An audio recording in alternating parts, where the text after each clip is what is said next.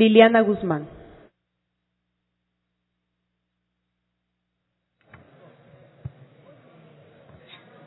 Gracias, Presidenta. Yo creo que vale la pena recordar que el debate político sobre el trámite de enmienda constitucional ya pasó. Eso fue durante todo el año 2015, siguiendo el procedimiento establecido en la misma Constitución. Por eso, ahora en este segundo debate en el cual se plantean armonizar algunos articulados que tienen relación con la enmienda constitucional, volver de nuevo, traer de nuevo estas posiciones políticas respecto a la enmienda constitucional, realmente no deja más de ser un discurso reiterativo y sobre todo barato, podríamos decirlo. En ese sentido, colegas asambleístas y compañera presidenta de la Asamblea, que a su vez fue la proponente de este proyecto de ley, para reformar específicamente artículos con las competencias respecto a los gobiernos autónomos descentralizados municipales en materia de infraestructura y equipamiento para salud y educación. En su momento, cuando se tramitaba la enmienda constitucional, plenamente se justificó en el ámbito jurídico, en el ámbito político, en el ámbito de cuán ha sido aplicable esa competencia, que lo tenían los gobiernos autónomos municipales. Lo tenían. Tenían que cumplir con infraestructura, tenían que cumplir con equipamiento, pero no lo hicieron. Por eso ahora, escuchar a colegas asambleístas que dicen que les están quitando competencias a los gobiernos municipales, no queda más que es contradictorio, porque cuando lo tenían antes de la enmienda constitucional, tampoco es que solucionaron, y más bien, como bien lo indicaba un mismo colega, estaban abandonados los temas de infraestructura y equipamiento en educación y salud. Fue y es este gobierno el que vino con una política pública clara a intervenir en infraestructura y equipamiento en salud y en educación. Por lo tanto, no se les quita nada, porque lo que tenían no hicieron.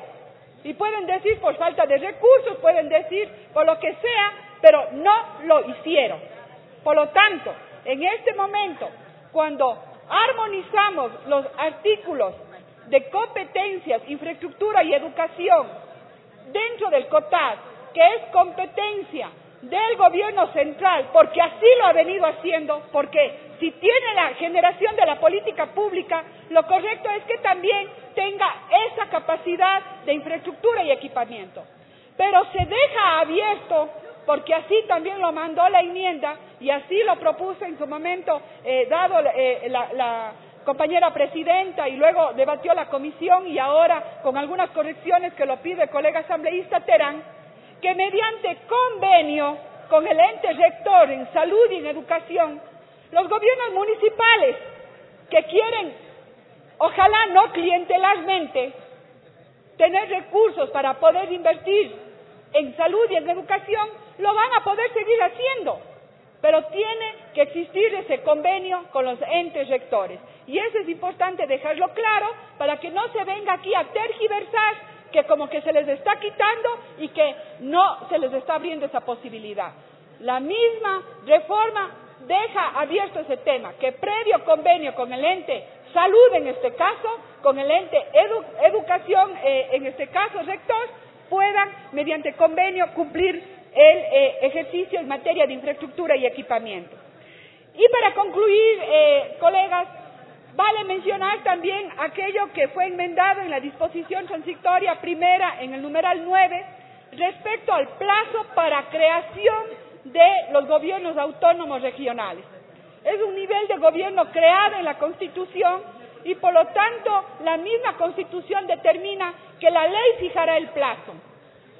En su momento estaba de 8 años y así está todavía en el COTAD.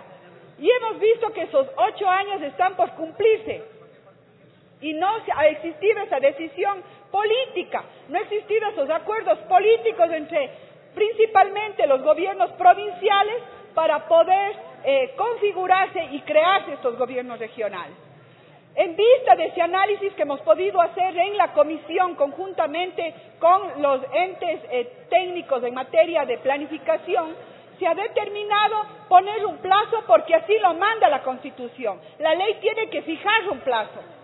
Algunos sectores pueden decir que los 20 años es mucho, pero hablamos de un plazo máximo. Si la voluntad política de los gobiernos provinciales lo deciden mañana, pasado, y se conforman, mejor, mucho mejor. Pero está esa figura, la posibilidad de seguirse creando estos gobiernos regionales o de crearse estos gobiernos regionales, máximo en un plazo de 20 años, es la propuesta que lo hace la comisión, y como lo decimos, si es en menos años, mejor. Eso es lo que tenemos que motivar, eso es lo que tenemos que sensibilizar desde los actores sociales, desde los movimientos sociales, desde los gobiernos autónomos descentralizados, para que ojalá en un menor plazo podamos darle al país ese nivel de gobierno que tiene sus competencias fijadas en la Constitución y que tampoco podríamos decir que duplican acciones con otros niveles de gobierno, pues la Constitución establece a cada uno de ellos sus niveles de gobierno. Entonces, en ese sentido, la recomendación que hace la Comisión respecto al plazo es porque la Constitución dice que la ley fijará ese plazo. Si bien es cierto, en la propuesta inicial no se fijaba un plazo, pero nosotros hemos tenido que en la comisión discutir y plantear y ponerlo a decisión de este pleno sobre la aceptación o no de estos 20 años como máximas, reiterando que si existe la voluntad y la decisión política y la presión social, podríamos decirlo, ojalá pudieran en menos años tener ya configurado este nivel de gobierno. Con esas aclaraciones, señora presidenta, agradezco el uso de la palabra.